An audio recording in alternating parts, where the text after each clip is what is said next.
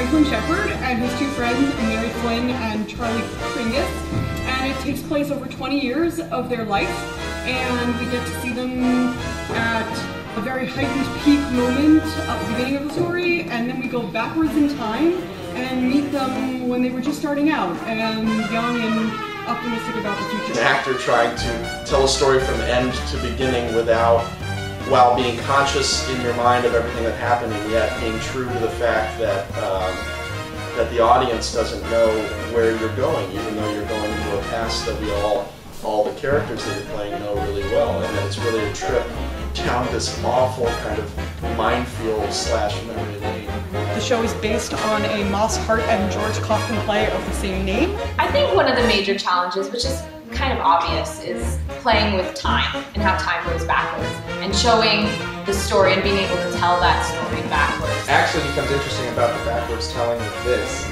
is that that number is the setup for a joke that actually occurs before the setup because of the order we're doing it in. And telling the story backwards is really hard.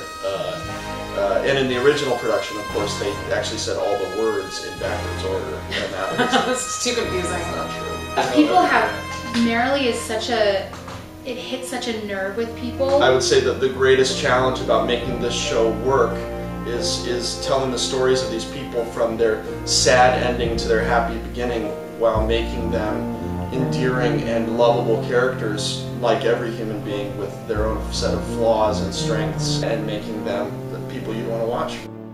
Starting off with such darkness, really. And that's a challenge. Because I feel like part of being human is your flaws and the mistakes you make. And kind of like when you meet Charlie and Mary and Fred, she's very hopeful, she's very idealistic. And I think she's forced to grow up a little bit quicker than she would have. It's fun, it's funny, there's heart and there's humor. We care about each other just off stage. So it does make working through those scenes a lot easier because we're willing to take the risks and we're willing to go there and we trust each other. And that's extremely important, especially when exploring such sort of a textured relationship and one that has lasted years. It really kind of highlights the joy in this friendship and the optimism of just looking out at your life and what could be. Because the three of us, we're just like together a lot of the time. You know, we have all this laughter in life, but it's a dark It topic. is.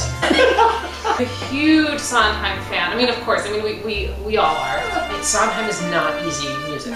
As a musical theater performer, you die to do Sondheim. And then when you finally get cast in a Sondheim show, you kind of freak out a little bit. It's really fun. These melodies are really satisfying to the ear, and they're really satisfying to sing.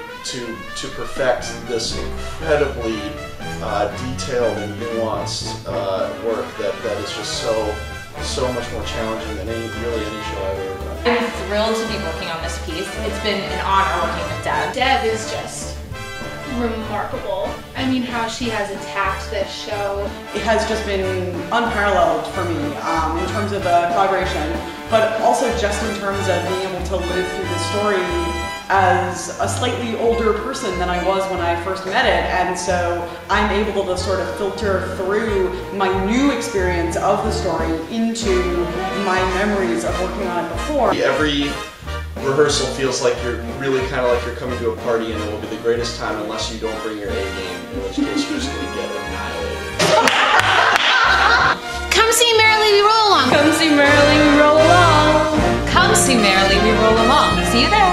What are you doing? Do it! Please do. So we should go to rehearsal now.